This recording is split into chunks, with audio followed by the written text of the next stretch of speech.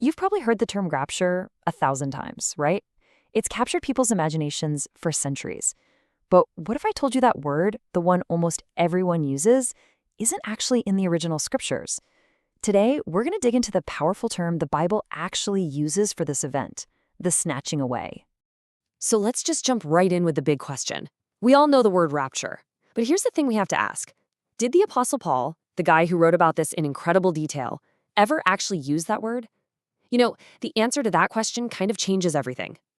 And this brings us to a really crucial point. It's all a question of words. We're going to have to dig into the original language a bit, because the difference between the common term and the biblical one, it's not just a tiny detail. It completely reframes how we understand what's supposed to happen. Okay, so this lays it all out. On the left, you've got rapture, super popular term for sure, but it actually comes from a much later Latin translation. The Apostle Paul, he never used it. But on the right, that's what he did use, a Greek word that translates literally to the snatching away. You can already feel the difference, can't you? It just sounds so much more dynamic. And here it is, the original Greek word harpazo. Now just look at that definition: to snatch, to seize, to carry away forcefully. This is not a passive word at all, is it? It's active, it's sudden, and it's powerful. It really describes a decisive rescue operation. And this one word, folks, is our most important clue. And this just illustrates the point perfectly. To really understand a word, you have to look at how it's used elsewhere in the scriptures. Well, harpazo is used to describe a wolf violently snatching sheep, or the wicked one snatching truth from someone's heart. There's even a time when a crowd tried to forcefully seize Jesus to make him their king. In every single case, the meaning is sudden, it's forceful, and often it's happening against some kind of resistance. Okay, so keeping that forceful meaning of harpazo in your mind, let's go see how Paul actually uses it. We're going to turn now to the two key passages in his letters to the Thessalonians and the Corinthians, where he basically lays out the whole blueprint for this event. This right here, this is the foundational verse from 1 Thessalonians. And right there, that phrase, caught up, yep, that's our word, harpazo. So if you read it with its true meaning, it's saying we shall be snatched away.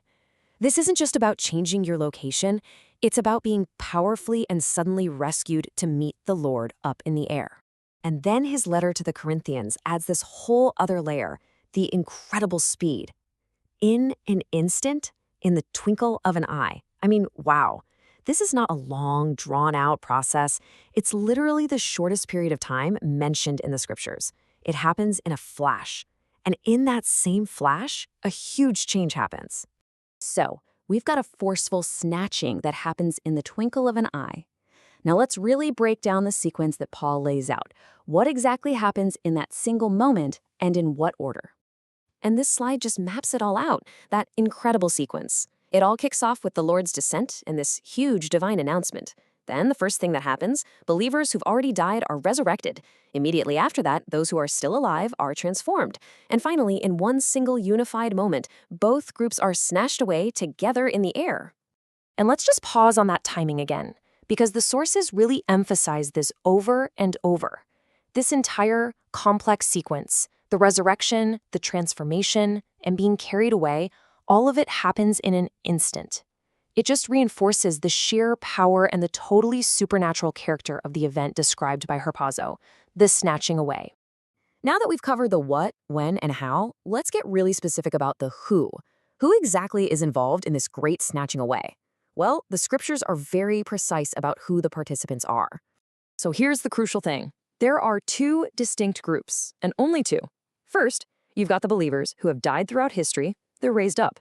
Second, you have the believers who are still alive at the very moment of his coming.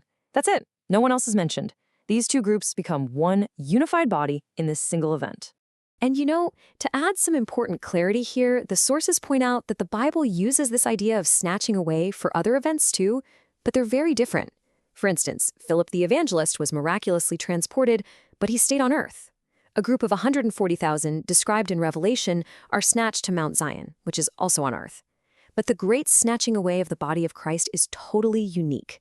Its destination is the air, to be with the Lord. This brings us to the final part of our explainer. What's the result of all this? What's the ultimate outcome for those who are taken? And maybe just as important, what's the situation left behind here on earth? For those who are taken, the outcome is stated with this beautiful simplicity. And so shall we ever be with the Lord. Paul isn't describing some temporary visit. He frames this as a permanent reunion, the ultimate fulfillment of a promise and, as he says, a source of incredible comfort.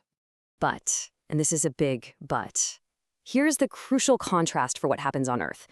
The sources are absolutely emphatic that this event does not instantly fix the world's problems. Mortal misrule, as one source puts it, doesn't just stop when the believers are gone. The snatching away is a removal of people, not an immediate political takeover of the planet. And this goes all the way back to that change we mentioned from 1 Corinthians. So why is it necessary? Well, because, as a source explains, our current physical bodies just couldn't handle this kind of celestial event. A fundamental transformation has to happen first, altering what the scriptures call the body of our humiliation into something glorious, something fit to be with the Lord. So we end up right back where we began, with the power of a single word, a harpazo, a swift, forceful rescue, not a passive, gentle floating away. Why does this distinction matter so much? Because it reframes the entire event from a passive escape to a decisive, powerful act of divine intervention. It's all about rescue, transformation, and reunion, all happening in the twinkle of an eye. And that is a powerful thought to leave you with.